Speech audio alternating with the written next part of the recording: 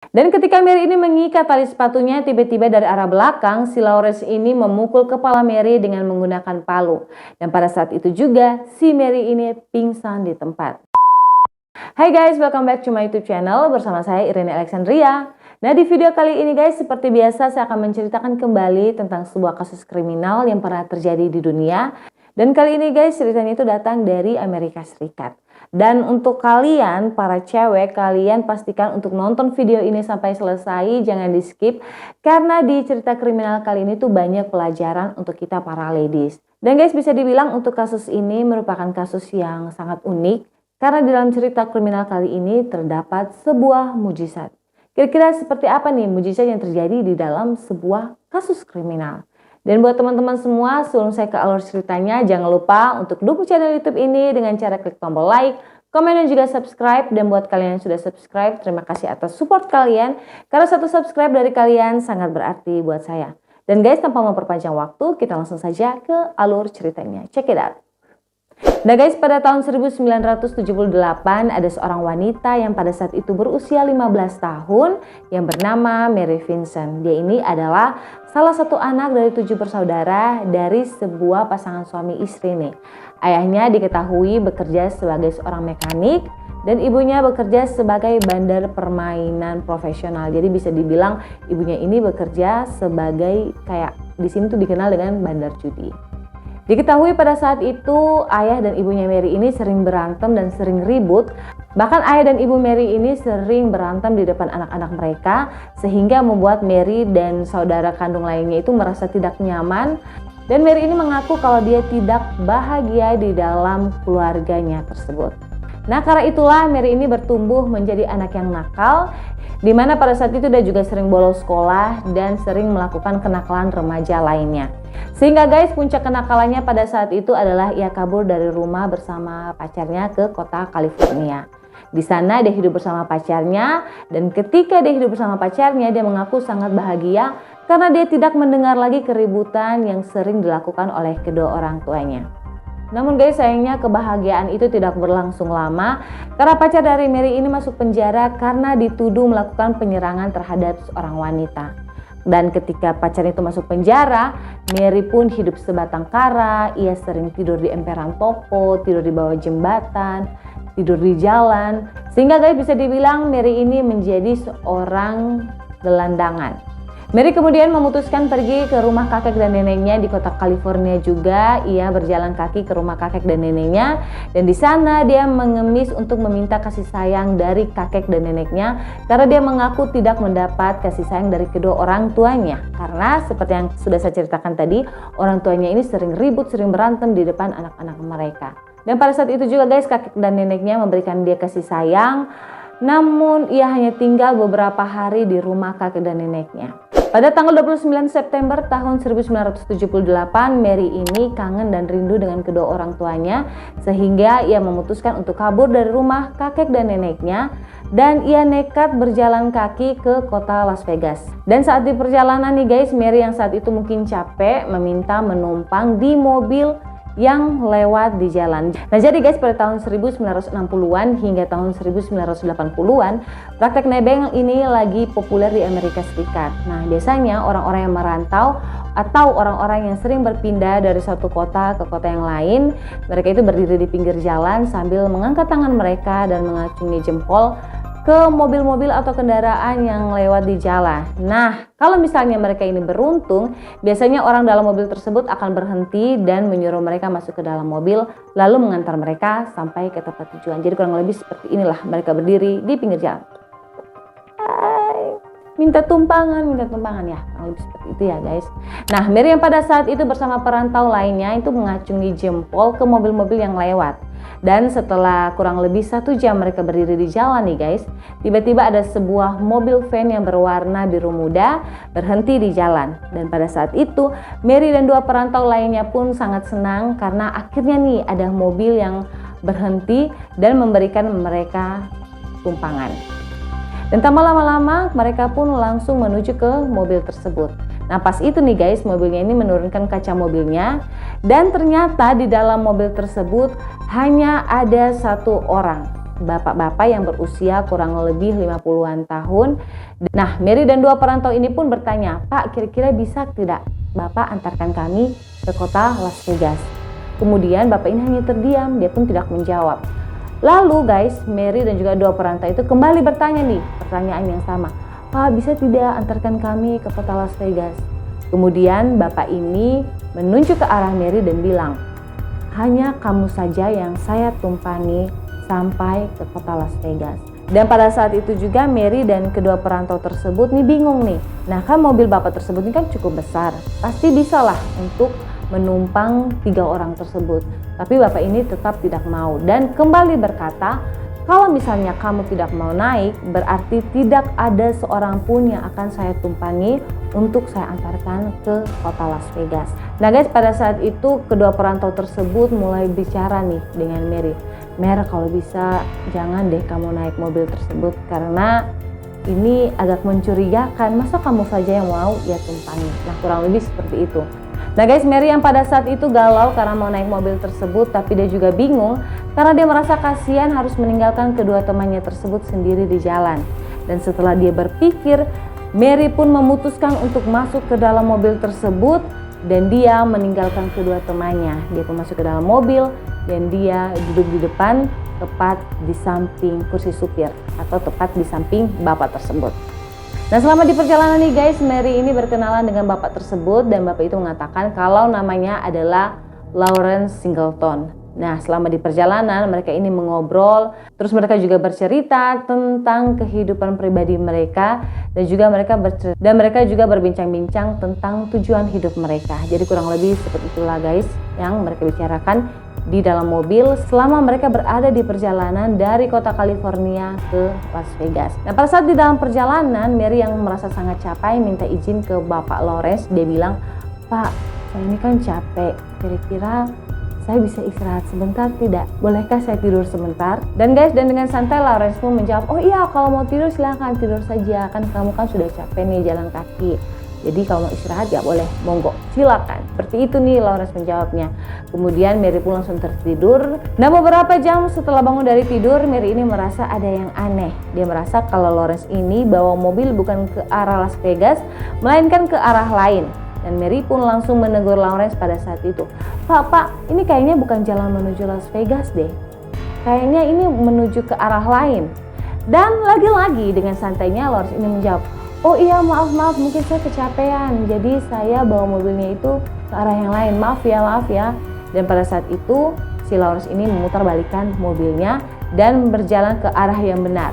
Mereka menuju ke Las Vegas. Dan pada saat itu guys, Mary ini mulai curiga dan dia pun mulai siaga. Lalu guys, cuman beberapa saat Lawrence ini berjalan ke suatu tempat yang gelap dan sepanjang jalan ini banyak pepohonan. Nah Mary pun pada saat itu lebih siaga lagi dan berencana untuk keluar dari mobil tersebut karena dia takut melewati jalannya rusak, gelap dan banyak pepohonan. Dan di situ juga merupakan jalan yang sangat sepi. Tidak ada orang yang lewat, betul-betul hanya mobil mereka saja yang lewat di jalan itu. Saat mulai menyusun rencananya, Mary ini sadar kalau tali sepatunya itu terlepas. Hingga dia itu berusaha untuk mengikat tali sepatunya dan mencoba untuk membungkukkan badannya. Tapi saat itu kursi mobil yang diduduki oleh Mary ini sempit sehingga ia pun kesulitan untuk mengikat tali sepatunya. Dan mereka pun terus berjalan, lalu Lawrence ini bilang ke Mary kalau dia mau memberhentikan mobilnya di pinggir jalan karena dia ini mau buang air. Jadi Lawrence tuh bilang gini ke Mary, "Dek, saya ini mau buang air kecil, bolehkah saya berhenti sebentar di pinggir jalan? Kamu tidak keberatan kan?" Nah Mary ini bukannya keberatan, dia justru senang dan ia mengiyakan kemauan dari Lawrence. Dan pada saat Lawrence keluar, Mary pun bergegas keluar dari mobil dan dengan cepat mengikat tali sepatunya. Dan ketika Mary ini mengikat tali sepatunya, tiba-tiba dari arah belakang si Lawrence ini memukul kepala Mary dengan menggunakan palu. Dan pada saat itu juga si Mary ini pingsan di tempat. Beberapa saat kemudian nih guys, Mary pun sadar dari pingsannya dan kaget kalau ia sudah berada di dalam sebuah mobil van dengan posisi terlentang serta kaki dan tangannya pun terikat dan tanpa menggunakan baju sama sekali. Dan ia pun sadar kalau saat ini ia sedang dilecehkan oleh Lawrence. Si Lawrence ini melecehkan Mary selama semalaman penuh dan si Mary ini mencoba untuk melawan tapi dia tidak bisa melawan Lawrence karena kaki dan tangannya diikat sangat kencang. Dan pada saat itu juga guys, Mary ini memohon ke Lawrence dan bilang ke Lawrence.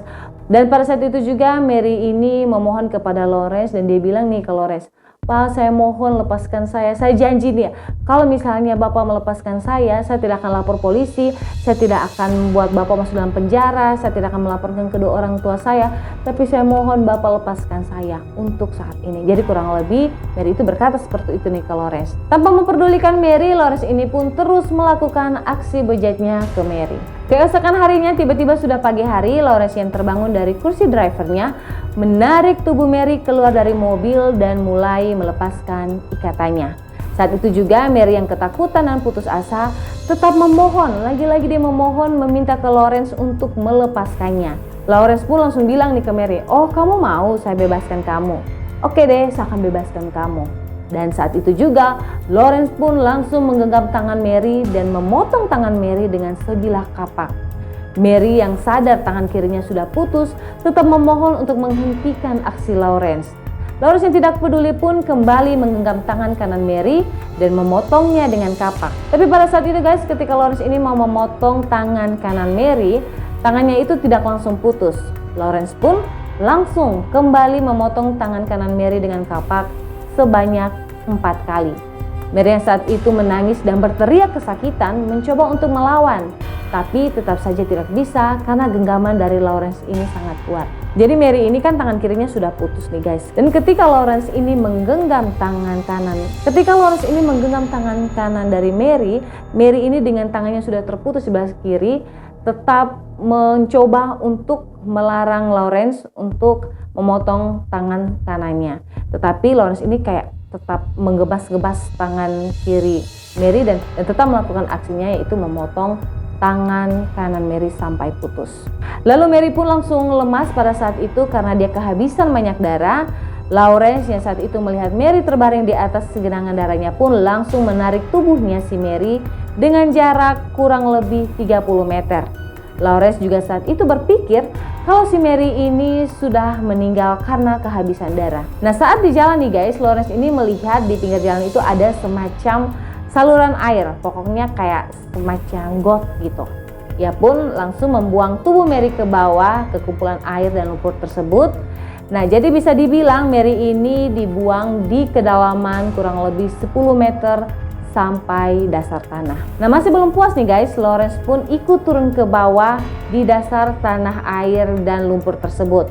Lalu kembali menyeret tubuh Mary dan menyembunyikan tubuh Mary ini di dalam saluran air. Nah, setelah melakukan semua aksi kejinya itu, Lawrence ini bilang ke tubuhnya Mary, "Sekarang kamu sudah bebas." Ia pun kembali ke dalam mobil dan meninggalkan tubuhnya Mary di sana. Nah, di momen ini guys, pasti kalian tuh berpikir kalau Mary ini sudah meninggal. Nah, secara seperti yang sudah saya ceritakan tadi, tangannya ini sudah putus, kehabisan banyak darah, kemudian ia juga dibuang di kedalaman 10 meter. Tetapi ternyata seperti yang sudah saya jelaskan di awal, di dalam cerita kriminal ini terjadi mujizat. Ajaibnya nih guys, Mary ini ternyata masih hidup. Semua aksi bejat yang dilakukan oleh Lawrence, mulai dari ia memotong tangan Mary, diingat semua oleh Mary dan saat itu ternyata Mary masih hidup.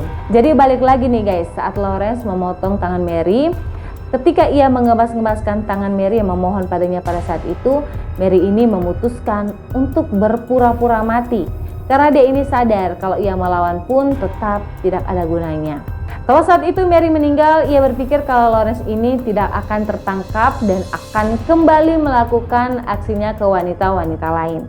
Saat itu juga nih guys, Mary ini ternyata pura-pura tidur di atas kubangan darahnya sendiri, biar Lawrence berpikir kalau dia ini sudah mati. Ketika tubuh Mary dibuang dalam kumpulan air, Mary ini sudah sangat lemas, cuma dia ini tetap berusaha agar dia sadar dan menguatkan dirinya sendiri. Pada saat itu juga, saat ditinggalkan Lawrence, dengan sisa-sisa tenaganya yang masih ada, Mary ini kembali merangkak ke atas di atas kumpulan air dan lumpur menuju jalan raya.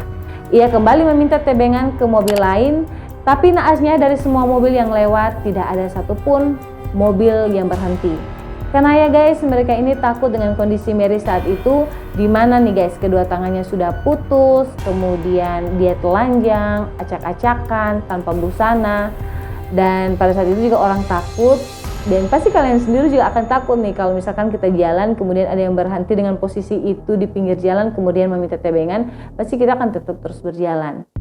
Hingga pada saat itu guys, ada sebuah mobil yang berhenti dan menyuruh Mary masuk ke dalam mobil tersebut. Dan mobil tersebut pun langsung membawa Mary ke rumah sakit. Dan Mary pun dirawat selama sebulan.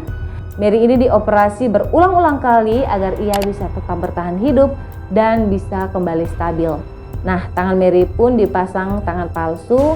Saat itu juga polisi pun menginvestigasi kasus Mary dan mencari tahu keberadaan Lawrence.